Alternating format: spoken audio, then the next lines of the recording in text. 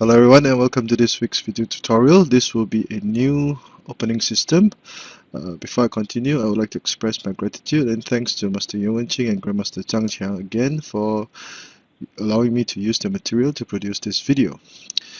Today we will be discussing the same direction cannons, Foul Chariot versus Deferred Chariot variation. Now this is a new opening system which prospered in the 1970s, started appearing in the 1970s and became quite popular in the 1980s. So without further ado, let us begin. Same direction cannons, Foul Chariot, and Deferred Chariot variation. Now, one of the opening principles or tenets in the Xiangqi opening is to try to develop your chariot as early as possible. However, that was considered to be conventional wisdom. In the 1970s or early 1980s, Black came up with P7 plus 1 to prevent Red from playing the P3 plus 1 variation, where Red would usually gain an advantage in the opening. With P7 plus 1, Black could actually defer the development of a chariot as a ranked chariot usually and prevent Red from playing P3 plus 1. Now, there are many advantages to this opening system. Another method of playing the deferred chariot variation would be to play H2 plus 3, which will be covered in other files or in other books. So with P7 plus 1, Red cannot play P3 plus 1, and Black would now be able to formulate a more targeted counter against Red's whatever attacks that Red might have. This is a subtle but very powerful counter that will also give Black a lot of versatility in his formation and agility when moving his pieces. So since Black played P7 plus 1, it is very common for Red to play P7 plus 1 also. Now this move, with this move, Red will also prepare to develop his horse as a proper horse. Another advantage of playing P7 plus 1 would be that Red could play C8 equals to 7 to attack this file, because Black will usually develop his right horse as a proper horse. Now this is a commonly seen counter. However, Black would have other plans in mind. He will usually attack with C2 plus 4. Now this is a very productive counter, very proactive also. With this move, Red's H8 plus 7 would now become an issue that Red will have to consider, because if he played H8 plus 7, Black could play C2 equals to 3. Also, this cannon would now be preparing to attack the Red's third pawn, and if the cannon over here, he will attack the elephant and also discourage the Red chariot from moving to attack so early in the game. So these are some of the major considerations behind the first few moves. Now, it would not be a good idea for Black to play H2 plus 3 now, because if he did, Red would immediately play C8 equals to 7 as mentioned earlier, because now the horse was in a vulnerable position. Once Red pushed the pawn forward to sacrifice the pawn, Black would be would face the possibility of losing his horse. So to deal with the issue of P7 plus 1, Black will usually have to play E3 plus 1. Red will immediately play H8 plus 9, 1 plus 2, P7 plus 1, a very powerful counter, a very powerful sacrifice, forcing Black to play E1 plus 3. Otherwise, if the pawn pushed, Black would lose the horse. And after making this move, Red would now develop his left horse for rapid attack with H9 plus 7. The effects of these two pieces would now become greatly diminished. Red will be prepared to play H7 plus 6 to attack the horse, and the horse would now start a very rapid attack. So Red would have the initiative, and that is why H2 plus 3 is not advocated. So H2 plus 3 is not a good idea. C2 plus 4 is a much better one. Okay, in this board, red will play a-ship +7 as planned. Now, a-ship +7 was to develop the horse, and black would take his time and develop his right flank first. Now, at this point in time, it would be okay to develop the horse because now red would not have the option of playing c8 = 7. But since black developed the horse, red would charge the horse to the riverbank to formulate a counter attack. Now, with this move, red would be prepared to play p7 +1 so that he could attack the offending cannon over here. Now, it would not be a good idea to develop the chariot r9 +1 because once r9 +1 was played, black would have the opportunity to play c2 = 3 as mentioned earlier and attack the elephant. Now, once this move was made, moving the chariot would not seem to be such a good idea because now red's defense would become vulnerable. So usually red would have to play e7 +9, as losing an elephant so early in the opening would not be a good idea. Black will continue his attack, and we can see that red's left flank has become more and more congested. Red will usually counter with r9 = 6, hoping to play r6 +2 to threaten the cannon. Black would would prevent this from happening, and red would change the direction of his attack by playing his r6 +7.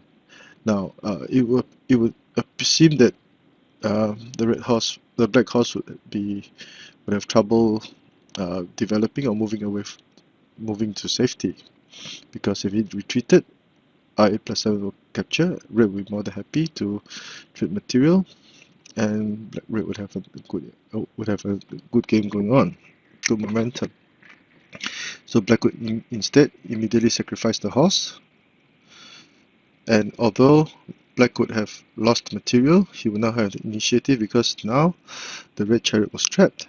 It cannot move here, otherwise the advisor will be captured. It cannot move here as this file was guarded by the chariot, and it cannot move here because of e3 +1, sorry. So red would have gained material, but black would have gained initiative so early in the game, and with this move, there's always the threat of playing c6 +5 to gain back lost material. So both colors would have scruples, but generally speaking, having a chariot trapped so early in the game is not a good idea. By the way, for beginners, capturing a pawn is not viable because the cannon is guarding it.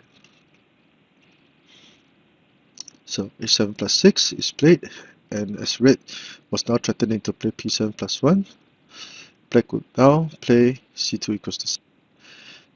This would be the position of discussion for this spot. Two main variations are discussed. First would be r9 = 8.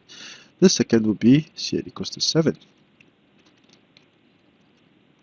In variation A, r9 = 8 is played as red develops his left flank, hoping to gain some momentum since black had already pressured his right flank. So this would be a novelty that was discussed in the board. In the past, because r9 = 8 was played, black would usually play r1 = 2 to try to form a pin. But since red was faster, he would play c8 = +4 to form a blockade. Black would usually continue r9 +1, and red would immediately start his attack on the central file, and black would capture the cannon first capture the cannon, and the resulting situation would be that black would have used one chariot to trade for red's horse and cannon, and both colors will be attacking. So in this situation, red would have the slight advantage because of the presence of two chariots, but the situation would have intensified and the room for error would be marginal. So that is why instead of playing r1 = 2, this novelty was discussed in the board. Now with r9 +1, this chariot will now be prepared to traverse across the palace to lend support sorry, to lend support to his left flank for defense and also attack. Now, because black did not play r1 equals to 2, red will play c8 equals to 7, immediately threatening to target and attack this horse over here. Now, would c8 equals to 6 be okay? Black c8 equals 6 was played to prevent r9 equals to 4 from happening, so that is why black will play r9 equals to 6. And once the horse moved across the river, red will play r6 plus 4 to threaten the pawn, and black would have the initiative because now the horse would be in perilous position. Usually it can only capture or trade away black's central cannon, but in doing so he would have used up 1, 2, 3, 4 moves to trade away black's cannon, which has only made one move. So tempo wise, black would have gained some tempi, while red would have lost tempo.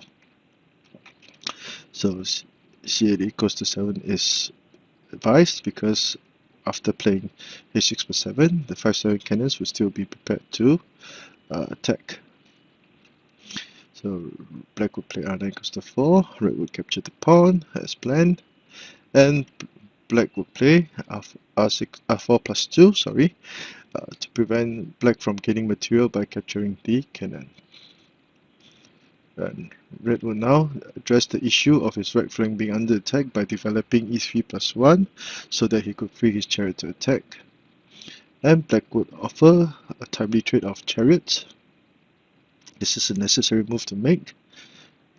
After trading chariots, we can see that the horse would not have any good place to move. Red will now play r2 plus 4. Black will counter with switch formations and address the issue of this file. And black would now play e3 plus 5 so that the potential weakness of the elephant being under attack would now be eliminated, and black would have the option of playing h2 plus 4 for development. Now this would be an even situation, and black would have done well in this situation. So this would be variation A. Now,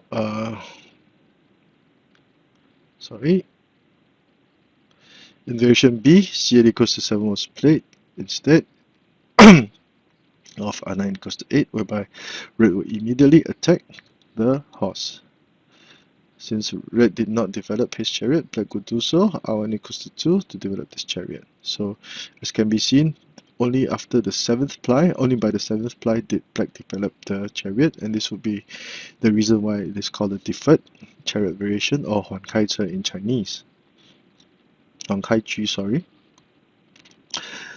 Red continues with h6 plus 7, threatening to capture the cannon and get material. Now this is a sound move. Now it would be a bad idea to play p7 plus 1 because black could counter attack with r2 plus 5, p7 plus 1 after trading material. Because the cannon had already been protecting the horse all the time, red could now push the pawn across the river, and once this pawn was able to make it across the river, it will become quite a formidable threat. And as can be seen at this point, black's defenses are still okay, but red's defenses, on the other hand, this carrot cannot move, it will be under attack, and there will be many issues that red would have to worry about. Black would have an easy time ahead. So that is why p7 plus 1 is not a good idea. h6 plus 7 would be much better. Black would prevent the red house from capturing and switch formations, adopting something like the sandwich house formation. And at this point in time, red would prophylactically play a4 plus 5 to up his defenses. Now this is a steadfast choice. If he was still intent on gaining material with p7 plus 1, black would play r2 plus 6, threatening to play r2 equals to 3 to gain material. So red would have to move c7 plus 2, And black would now attack the horse, forcing it to retreat. As can be seen, both colors will be attacking each other, but the issue of red's centroid horse will become quite a big headache for red. And as can be seen, red's material is quite congested on this file, although red would now be attacking it, but this horse would seem not to be able to move to any good space. So black can be satisfied with this situation. A4 plus 5, 2 plus 6 to attack. Red retreats the horse, threatening to capture the black horse. Black counters with R2 equals to 3, B7 plus 1, H3 plus 4 to trade horses. And red would have a slight advantage in this situation. So this brings us to the end of today's discussion. Red would have a slight advantage in this situation. Now, as can be seen in the second variation, this variation has been considered to be a little bit monotonous for both colors, because the options are limited and there's not much that either color can do. So this variation slowly fell out of favor in the 1980s. So let us do a quick review from the eyes of black. Same direction cannons, Foul Chariot, Deferred Chariot variation. Red counters with P7 plus 1, and black attacks with C2 plus 4.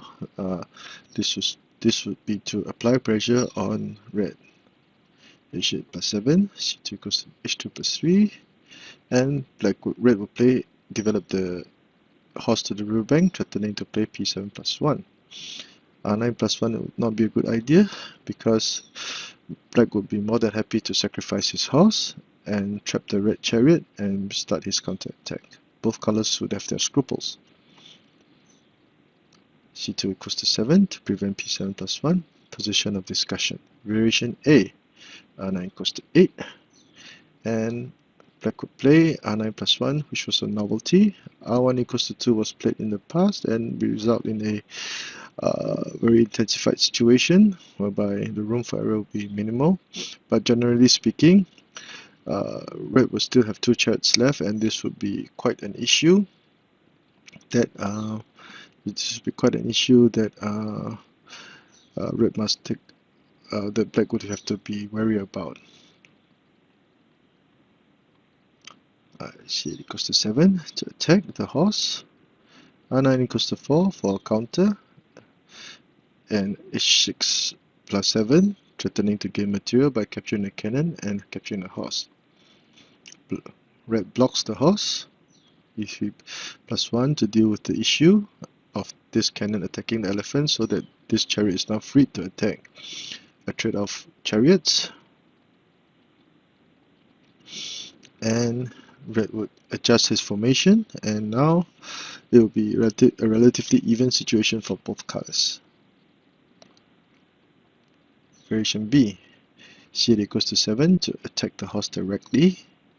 Black develops the chariot as a foul chariot, not having to worry about P7 plus 1, as he could counter in this manner and push a pawn across the river.